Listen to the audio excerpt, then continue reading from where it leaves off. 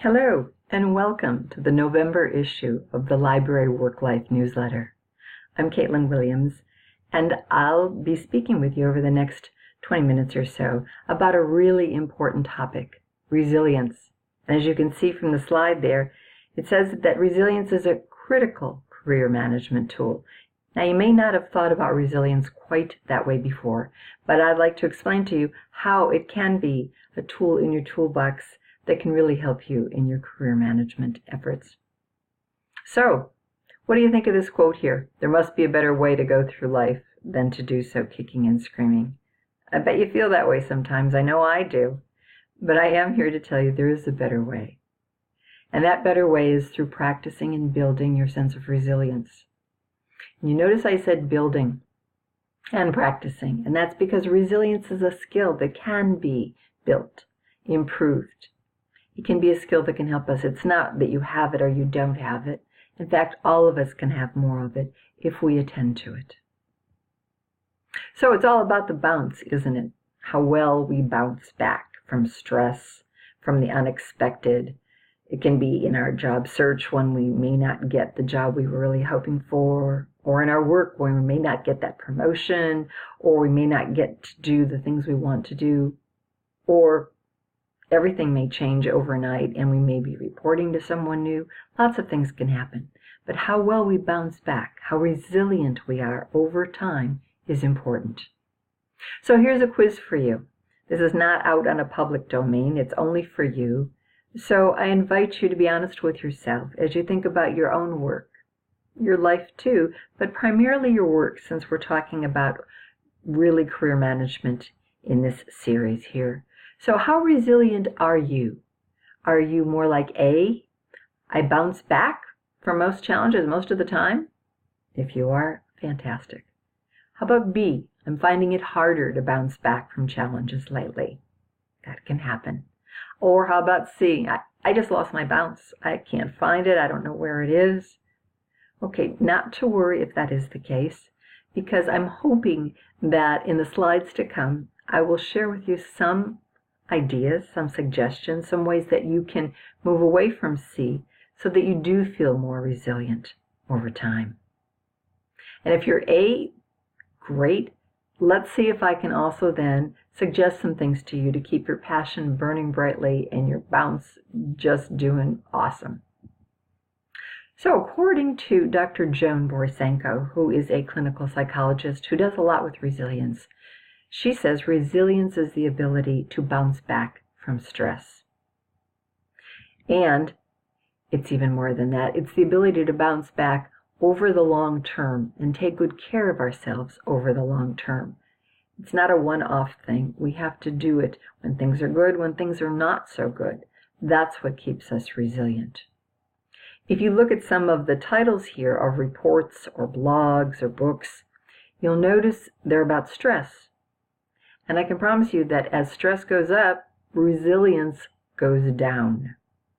If we can practice being resilient more, we can help keep our stress down. It'll keep us healthier, it'll keep our careers healthier, and it'll make for a higher quality of life, I promise. So where did our resilience go? What happened to it? It didn't just disappear overnight. Well, a lot of it has to do with what's going on in our workplace today. Not just your particular one, but workplaces everywhere. If you look on the left there, you'll see the word betweenity.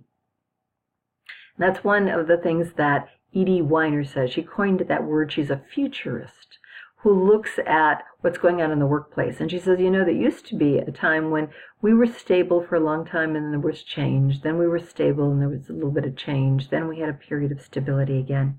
But she says these days, what happens everywhere in our world is that there's change, stability, change, stability, change, stability. So we're sort of bouncing back and forth.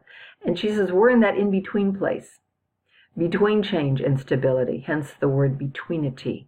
And that can take a toll on our sense of resilience. Now look at that acronym there, VUCA: volatility, uncertainty, complexity, and ambiguity. All things that are true everywhere, especially in our workplace where things aren't on solid ground all the time. Things may feel a bit shaky with all the changes going on. Can you see how that can take a toll on your sense of resilience? Then there's nomophobia, which I just had to include here. Hasn't made it to dictionary.com quite yet, but it is a word and you can Google it and find it. It stands for no mobile phobia. This fear that many of us have that we can't be untethered from our cell phones for very long because there's so much coming in through that cell phone, through that mobile device, by way of expectations, demands, questions, requirements, even someone just reaching out to say hello. The fact is, there's so much coming through that device that we feel we have to be nearby and we have to respond all the time. How does that feel for your sense of resilience? Then there's that other acronym, YOYO, you're on your own, which is what's true for career management today. Now sure, your boss, your manager, your mentor, your coworkers can all encourage and support you in your career development efforts, but you are on your own to manage your career going forward. That means over the long term. Again, it calls for resilience. Then there's that mouthful there, cognitive backlog. And it's what you might think it is. It's the fact that so much data is coming at us all the time that we do have a backlog of it. We have to respond to requests, to questions, to daily demands, and we can't just do it and be done with it. There's a backlog of things that we have to handle. Again, it takes its toll on our sense of resilience.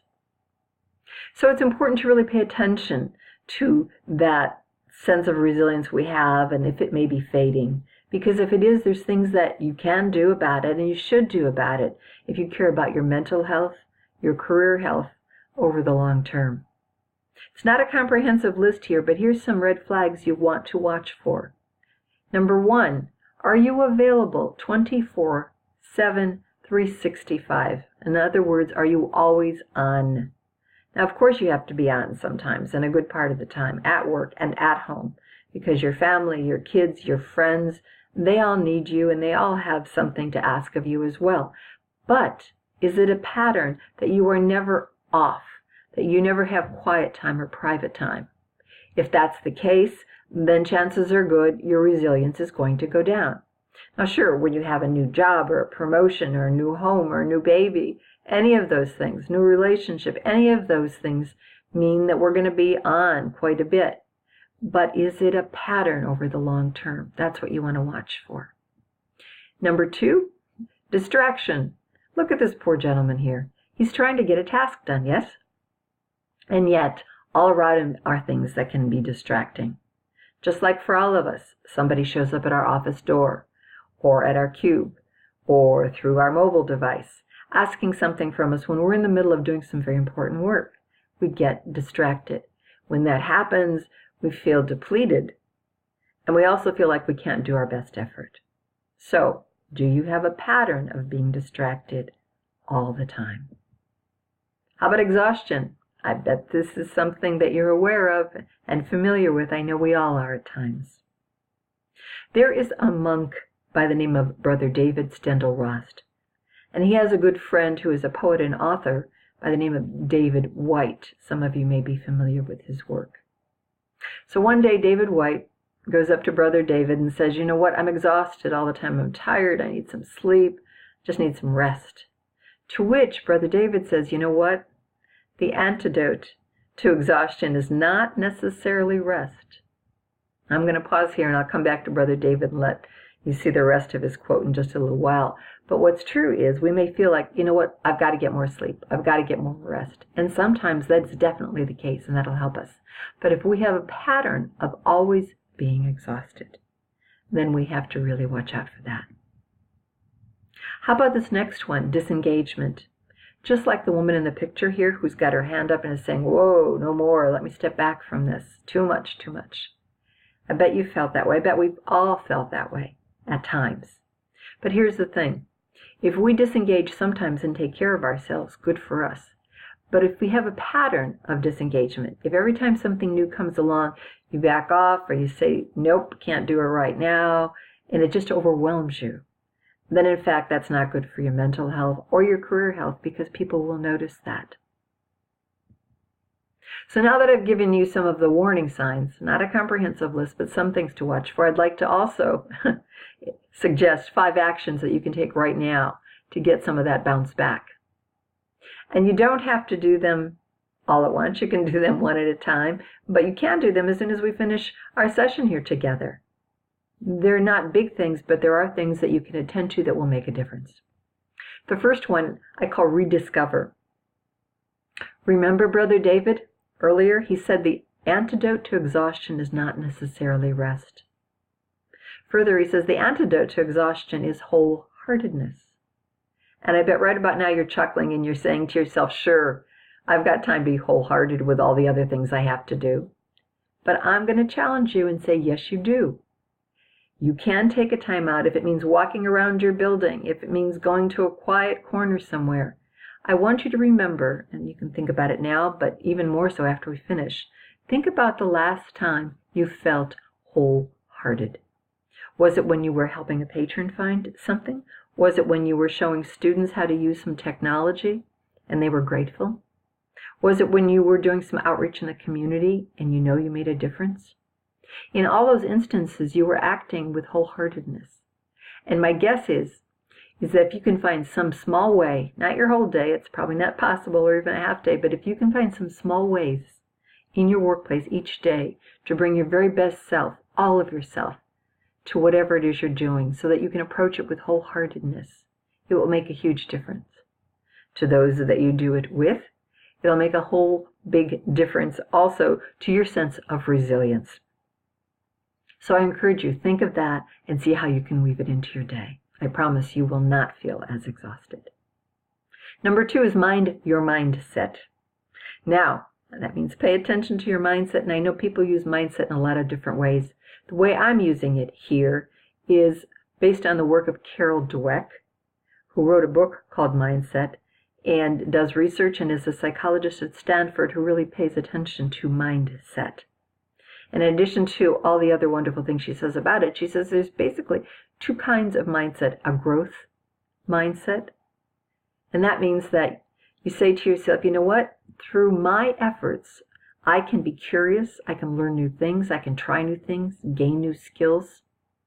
I'm open. That's a growth mindset. She says there are others of us who believe that, you know what? It's all set in stone. My level of intelligence, my personality traits, my skill level, it's a done deal already. So why should I try anything new? Can you see how that can take a toll on your sense of resilience? Yet a growth mindset can really increase your sense of resilience. Speaking of growth, number 3 here is redefining growth for yourself when it comes to your career. If your only definition of growth is that you continually climb one rung up the ladder at your workplace till you reach senior level management, then probably that's not going to be good for your sense of resilience, because it might not happen.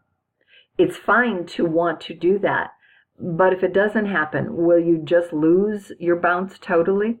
What about expanding your sense of career growth? Maybe it means broadening or deepening your sense of what you're doing already. Maybe it means learning something at a lateral job that involves some other skills, or even stepping back and learning skills that may not be exactly related to the type of work you're doing now. I don't mean you need to change jobs. I just want you to think deeper, broader, and expand your sense of how you might grow your career. Number 4 is focus. Remember that poor gentleman back there who was so distracted he couldn't do his best at whatever he was doing? That's because he lacked focus. And in today's workplace, so many demands are placed on us that we can get distracted easily. And yet focus makes all the difference. I'm here to tell you that multitasking is not magic. Multitasking is a myth. Now, sure, you can walk and talk on your cell phone at the same time, but when it comes to higher levels of cognitive functioning, making important decisions, working on an important project, teaming up with others to set some policies, whatever it may be, we can only do one thing at a time. We can do what a lot of business books tell us, and they say we can do chunking, which means taking little chunks of one task and doing them well, finishing them, moving on to the next chunk of that task. So we break that task down into doable pieces. Then when we're finished, we know we've given it our best, we're proud of what we did, and we feel much less frustrated when we tried to do 14 things at once, which is just impossible. So I'm here to tell you, please, you have my permission to make a sign like this, no multitasking allowed here, and hang it in your cube, in your office, at home, wherever you need to. So if you're on job search mode, walk away from the desk, your computer, your lists, your cover letters, your networking. Get a fresh start by going outside, coming back at it. Don't try to do all of it at once, though. Do one piece of it. Same thing at work. When you're working on something important, one part of it, not 14. And the last two pieces are 5A and 5B to increase your sense of resilience. 5A is practicing exquisite self-care, because we seldom do that. We take good care of our kids and our friends and our family and our bosses, but how often do you take good care of yourself? This next page shows you a number of possibilities, and I bet you're looking at it and going, sure, I know those, that's not new. But do you practice them? Because they can increase your sense of resilience. Do you have a picture near your desk of someone or some place that calms you, that soothes you, that makes you smile? Do you listen to music? Not necessarily through headphones, but maybe in the background when you're working on something important. Music that calms you. How about quotations that inspire you? Do you have them posted? How about a time out for a cup of tea? A walk around your building? Take your shoes off and walk in the grass if the weather's warm enough. And lastly, do you visualize? Do you visualize an important or a beautiful place for you? Or perhaps a vision of what you want to be doing in your future? These can all center you, calm you, and give you a sense of resilience. Lastly, 5B involves exquisite self-care, but this is when it comes to your career, because the two work together, personal resilience and career resilience. This next page includes a list of 8 different items that I've put these together. They're from the work of Beverly Jones, Linda Lundberg, Gordon Tinline, and myself. Some ideas. These are people who write about resilience. Number 1, own your career. Remember yo-yo, you're on your own? If you own your own career, you won't expect others, though they probably will try to help at times, but you will expect only yourself to take care of your career and watch out for yourself. Number 2, develop coping mechanisms. For some people, this is family, friends who are supportive. For others, it's reflection or prayer. For others, it's looking at whatever just happened, if it was something adverse, and trying to look at it rationally and see what happened. For others, it's getting support in the way of feedback from others. Make sure you have these coping mechanisms in place before adversity or change hits. Same thing for number 3. You want to practice lifelong learning and avoid rust out, which is what Gordon Tinline calls it. Don't let your skills get obsolete. Don't use the ones that you learned back in your master's program or whatever program you went through. Keep advancing those skills, be they interpersonal skills, be they the expertise you gained in technology, whatever it is, don't rust out. Number 4, build a personal and professional network, and not just when adversity hits. No, way before that. Make sure that you're nurturing those who are important to you. Number 5, accept change as the new normal, not as chaos, but know that change is going to be there. So how will you take care of yourself? Number 6, do you know what your purpose, your vision, and your goals are? That helps when things get shaky or uncertain around you. If you have a vision of what's most important to you, and you know what your purpose is, then you're not going to be caught off balance quite so much. Number 7, play to your strengths. We all focus on our weaknesses and try to improve them, and that has some limited value, yes. But what are your strengths? Demonstrate those. Feel good about them. That will definitely increase your sense of resilience. And number 8, choose optimism. Let the glass be half full. Don't look at things gray or it's not going to change. Look at possibilities. Martin Seligman, a psychologist and past president of American Psychological Association, wrote a book called Learned Optimism. And if you're interested in that, I really suggest to you that you look at that book. But if we practice optimism, we have sort of this sense of resilience that goes with us wherever we are. So I'd like to end our time today by really quoting from Annie Dillard, a quote that I really like. She says, "How I spend my days is how I spend my life."